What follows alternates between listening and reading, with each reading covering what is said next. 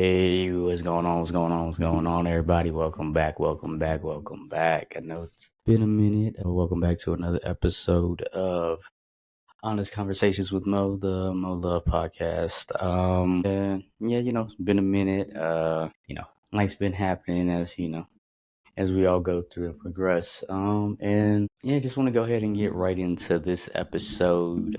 I kind of want to start off the bat with the concept of one's own luminosity, in the sense of luminosity, yet being, how one's light shines, in the world around us.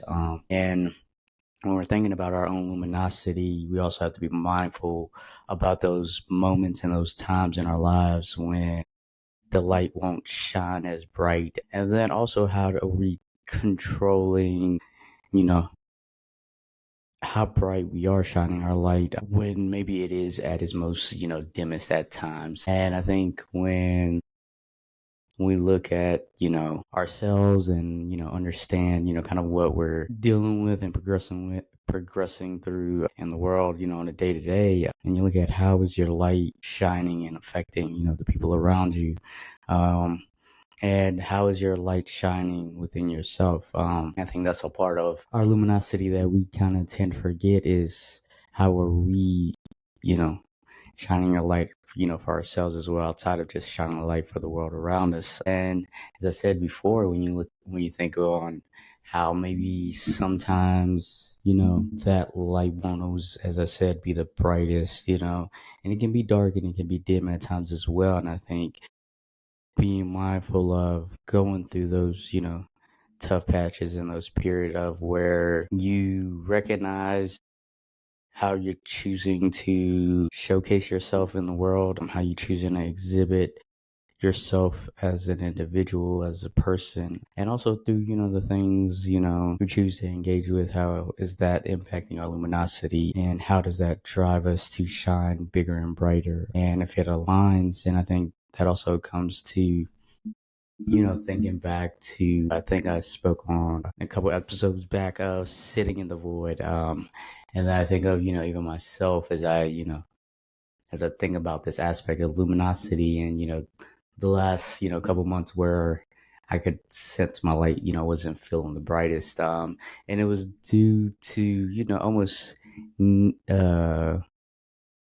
but it was a good in the sense of where I was able to sit in it, in that darkness, and kind of recognize those old patterns and those old habits that can, get us caught up from the growth we are looking, seek out, in ourselves, and, and the growth we are looking to embark upon, within the world. And yeah, haven't really been, feeling as my light has been shining the brightest at times for myself, I'd say. And as I choose to also, though, allow myself to still show up for myself, in certain aspects of my life that I've chosen as, focal points, for example, where, due to, the daylight savings, where the time change, and, going to chosen one training, going to the gym. And, there's been days where I chose not to go when I was feeling in those, when I was in those moments, or, not choosing to go to yoga, or, you know, just doing things that I know I enjoyed. And if I had chose not to do them, how much would I have further fell into that darkness? And luckily, I don't have to think about it because I, didn't get to that point, but also an understanding that what does it look like when we are in those points, you know what I'm saying? So I think when we think about our luminosity, we also have to think about when it is dimmest and how that's impacting how our light is choosing to, shine. And then from there, I want to get into implementation, over stagnation. And I think even, with myself, where, as I said, these old patterns. And I think we sometimes often forget that, like, with, stagnation is constantly doing the same thing, and expecting, a different result. And I know, as cliche as, that it may seem or sound, it's true in the sense of where if you're, if you only feel like you can, change certain things and, your choices, but they still kind of align with those same, thought patterns and behaviors that you feel like is, been constant and you've been so, almost, conditioned to, and has become, a norm in a sense that if you're not choosing to change those results and those processes, that obviously you're going to constantly, continue to get the same results.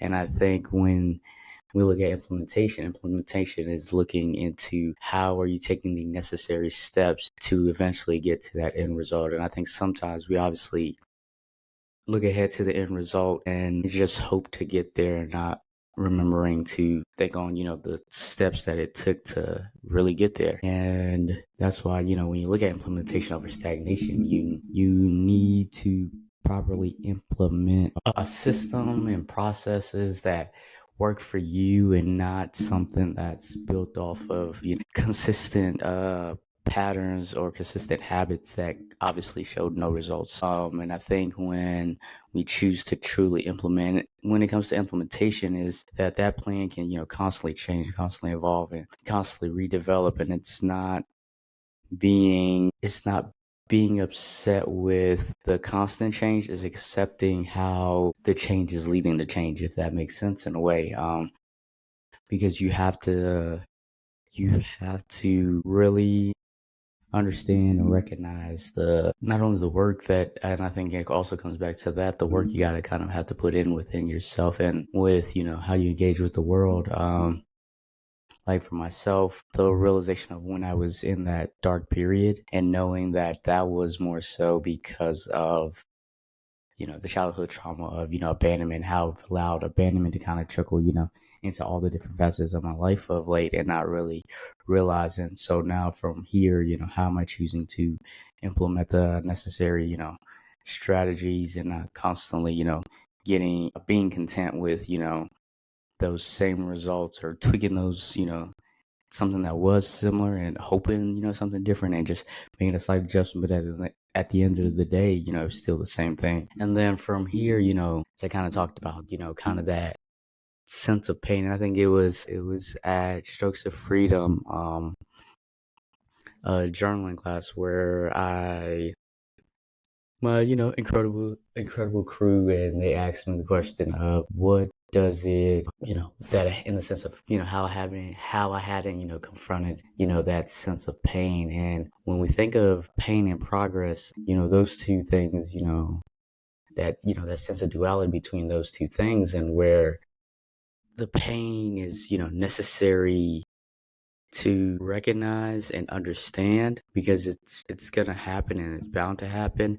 And then that progress is just taking those necessary steps of, continuing to grow through the pain. And as I, finally, kind of in the sense of recognizing, that pain that, I was kind of dealing with, or where I even think of where we sometimes forget that when it comes to, I think I talk about a lot here as far as, and where specifically in this case of like our romantic relationships, and where we forget that, as much as we talk about love, sometimes we forget about, lust and like lust at first sight. And I think that's something that often happens. And I can say it even from my case, where that often, was the case where I was more so lustful and confusing it, with love or like in that sense.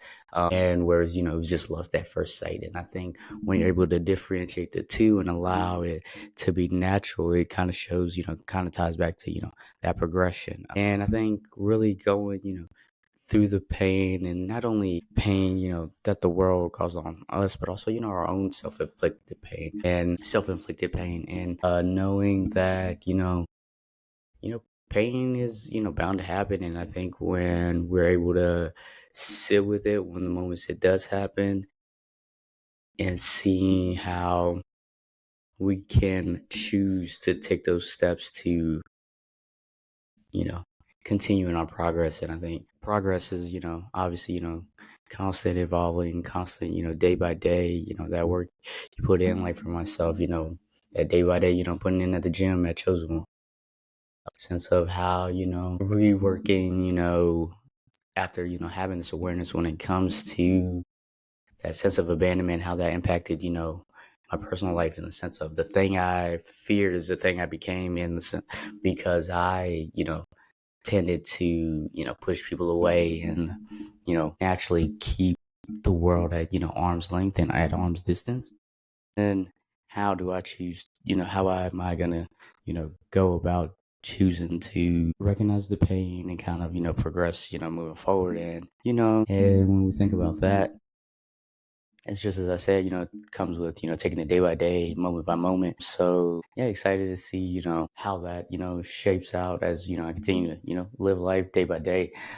Yeah, recognize those, steps, whether it's, all aspects of life. So yeah, really be mindful of essentially, how are you in your pain and as well as understanding how it's a part of your progress as well. And I think pain and progress, as I said, is, they're together, they're connected in that sense of where, no,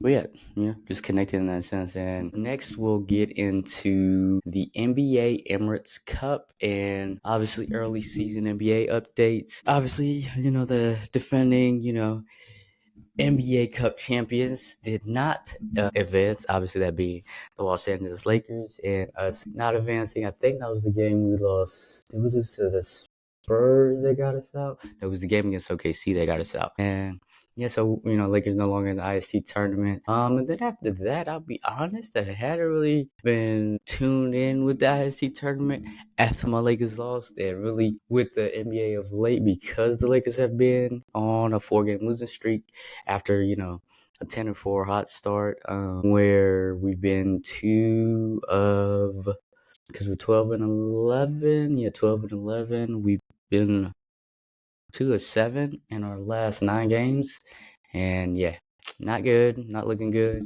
Obviously, we've had injuries to Jackson Hayes, D'Lo, AR. I think he's missed the last 5 games at AR, and still undersized at center, especially with Jackson Hayes being out. Obviously, he wasn't the biggest body, but he was, at least a body, at the 5 position. So it's going to be interesting, as the Lakers continue, progress throughout this season and what changes come to the roster, if any changes do come. So yeah, Lakers are 12-11. I was popping that shit, talking that shit that, we were going to be cooking, but alas, we've come back to, reality. And I think really recognizing, this roster and the roster construction really throughout the last couple of years has been a bit spotty. And I think when we want to see real change and we want to get back to our championship ways, when we think back to, when we think back to that 2020 championship roster, in the bubble, and think about how that, roster was built. So I think obviously understanding Bron and AD, I think it was the other night against the Hawks. Bron had a 39-point triple-double. AD had 38 and 14 or 15 plus rebounds. I don't remember how many rebounds he had exactly. And obviously 31 and 29 from Trae Young, and a game winner in OT essentially, led to the 11th loss of the season and 4 straight so far for the Lakers. So it's going to be interesting what we do so far moving forward. And then throughout the rest of the league, obviously the Eastern Conference, the Magic have been cooking. We know how the Cavs continue streaking in at the top of the East. Boston being Boston. The West is surprisingly the Houston Rockets in contention, doing well with that young squad led by Sengun and Jalen Green, Fred VanVleet. I think Reed Shepard gets too much tick. Thompson. Who else is on that team? Cam Whitmore. Yeah, that's a good team over there in Houston. Yeah, they've been surprisingly well in the West, shocking a lot of people. Spurs been doing well, Wemby, Harrison Barnes been hooping out there in San Antonio. Solid vet, Stephon Castle being, the next point guard after, CP3 eventually, retires from the Spurs. Yeah, they're building, a nice young core out there in San Antonio. Still, I won't definitively say if I think Houston or San Antonio will, continue this run, but they certainly look good. It's going to be interesting and exciting to continue to watch. Obviously, the Thunder, they are that team, and I think, they still, have Chet out. Are they ready to, eventually get to the championship? And I think, are they really a true championship contending team, or are they still dealing with youth, or as like they say inexperience, in that sense of with that roster and that team overall. So it's exciting to see the Thunder, the Nuggets being the Nuggets. Jokic hooping as always. I think he had 56 or 50 plus. I don't know if he got the triple double, but yeah, Jokic hooping, KD and the Suns look nice in the West. Yeah, in the East is a mad scramble. Like I said, I mentioned the Magic. They're looking good. Franz Wagner been hooping since Paolo Banchero's been out, and yeah, it's gonna be interesting. Obviously, now recently with the recent news with Franz being injured, now how the Magic look moving forward. Obviously, I think they'll be more so led by Jalen Suggs, even though they're still you know so it's gonna be interesting moving forward how the Magic kind of continue to push forward as a team and as a unit. And then the rest of the East, I mean, it's open for the taking. Hornets been looking decent. Brandon Miller been hooping. Melo been obviously hooping early on. I think he's injured now. Who else in the East have I been really kind of paying attention to? I really haven't been hearing too much about Indiana and Halliburton. So that's been interesting. I will say that. Oh, the Bucks, they bounced back. Giannis been going insane. He been going bananas. Six is struggling, still dealing with injuries. But that rookie, Jeremy Kane, that man can hoop, get his buckets, get his nails done, get them painted. Hey, he's still dropping buckets on him. So much respect to Jeremy Kane, Jeremy Kane. Hang on. Then yeah, and the next one to WNBA draft lottery and expansion draft that obviously recently happened in the WNBA, where we recently the Goldies, official team for the upcoming sixth season in the WNBA. So that's going to be exciting. And also the announcement of the Toronto team name, the expansion team coming in 2020. Yeah, Toronto Tempo. It's an interesting name, but yeah, we're gonna give it to him. Interesting name. And then, but back to the expansion draft.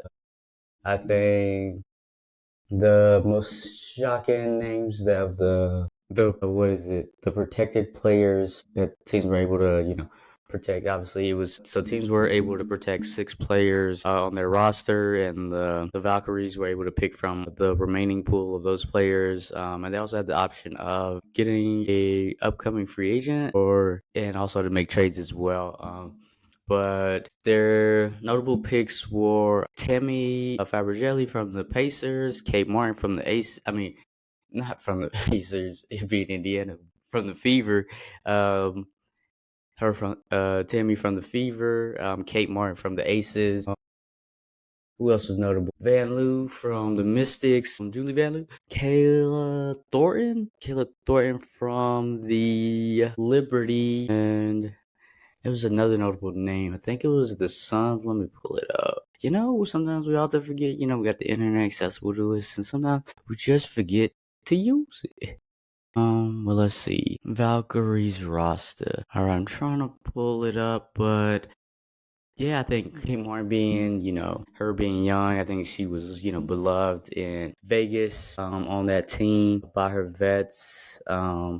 Sort of would be missed, but obviously knowing that the not Aces, the Valkyries coach came from the Aces, and so to use, a nice, young up and coming, solid, role player in this league. I don't know if she'll eventually, hopefully she does eventually blossom into a star. And we'll see with, as her game translates now getting, more minutes and, more PT, obviously, relegated to predominantly, rookie bench role in the sense of where she wasn't getting, much playing time in Vegas due to the star power they have in Vegas.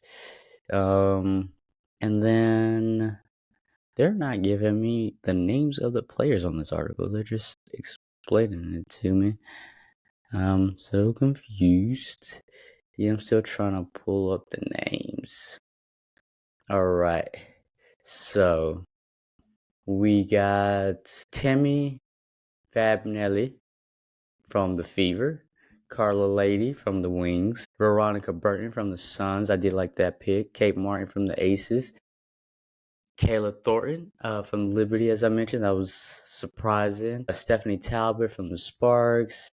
Cecilia Zandalaisny from the Lynx. Alana Rupert, who is international prospects. They did pick a lot of prospects like Cecilia. We'll get into it. But Julie Van Loo was surprising. Maria Condi, another international pick from the Sky. Monique Billings. Monique Billings for the Mercury. Oh, she better get buckets. She better be hooping.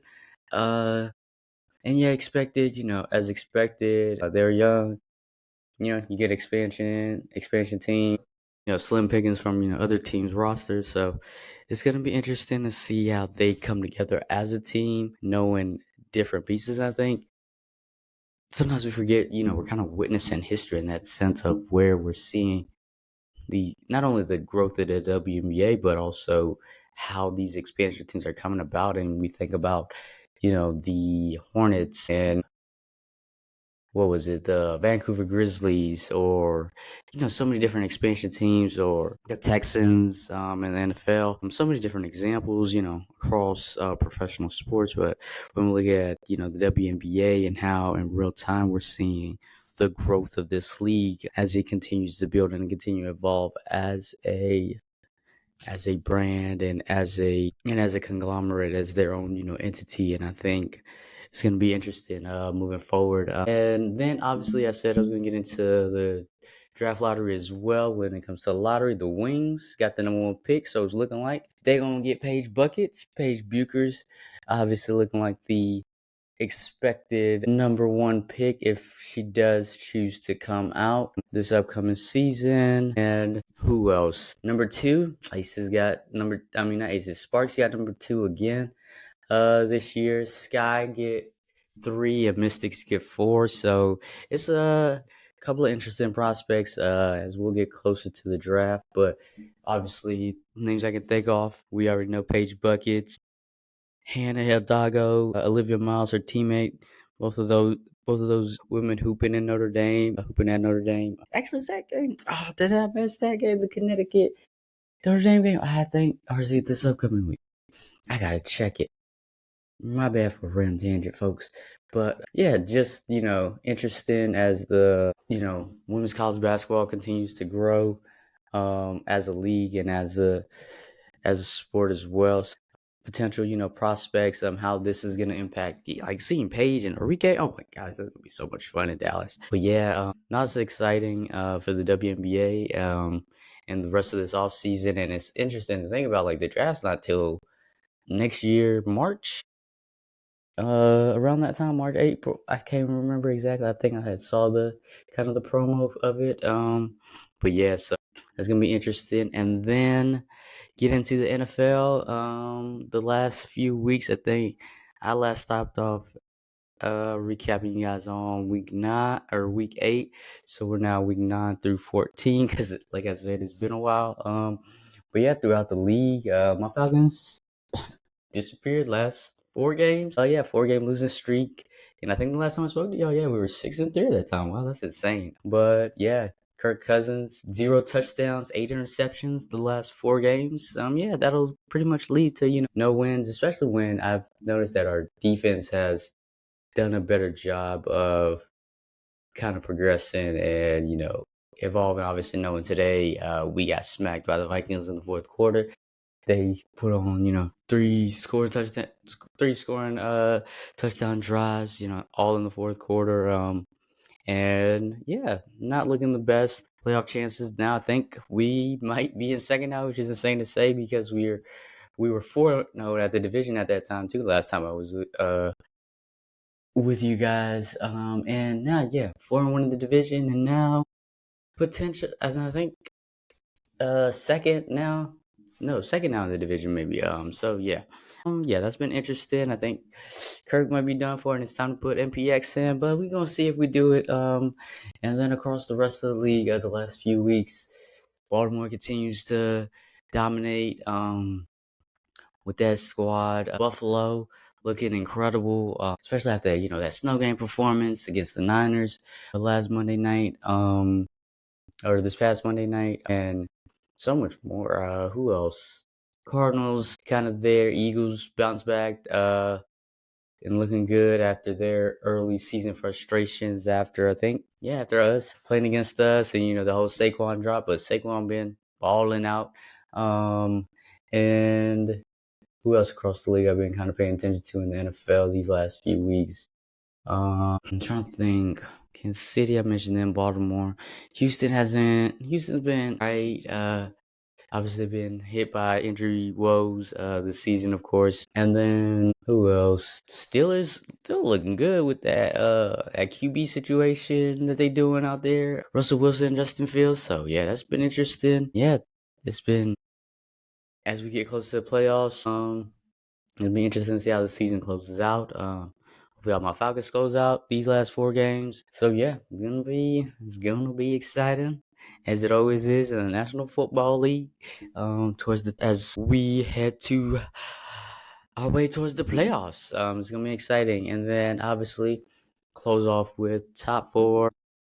Favorite album of late has been favorite album. What was been listened to? Been listening to this new Yada Band's album. I can't think of the name of the actual album off the top of my head. And then just really different, different music. I think I'm still kind of a bit on that Rod Wave album earlier this year, and listening, different EPs and different sounds as I always do. And that's been kind of my favorite album. Favorite show to watch of late? Favorite show? I haven't really been watching much shows. More, YouTube. Especially because been on the road for work and stuff. It's been obviously Gil's Arena podcast, a bunch of random YouTube videos on this Kendrick and Drake beef and the petition that there's the battle continues to go on. And I guess when it go back to album, I did listen to the GNX album. It was pretty good. I like the sound. I don't think I've gone back to it since, but I do like a couple of the songs. And I don't know if that's my Drake bias or what. But yeah, it's interesting. It was good. I do like the usage of more West Coast sound, in his arsenal. But maybe I'll have to go back and give it another shot again, and really re-listen to it. And so favorite show, yeah, it kind of been podcasts and things of that. Not really a show. What did I recently? Oh, I've been watching. I watched The Penguin because a couple of my colleagues at work had suggested it to me. So I've been watching that. I still have to watch the season finale. And then what do I currently have going on? Excited about this Texans Ravens game headed into Christmas. Also excited actually before that. Yes, announcement alert. Breaking news. I'm actually hosting a game night at Social Status, Be Social on December from 6:30 to 8 at Social Status in Plaza Midwood. And if you're listening to this or watching it, invited. Links are in my bio, as well as on Eventbrite as well. But yeah, so excited for that. To kind of be hosting events in that nature too. So it's gonna be interesting. It's gonna be fun. Obviously, so I got to work on kind of that planning and development on that. And then what I'm currently looking forward to obviously is the event, this upcoming trip, and then more trips. Continue to work through. I kind of mentioned that pain and progress aspect as well. And as always, taking it day by day. And I know it's been a minute, but appreciate y'all tuning in and listening as always. And until the next time, peace.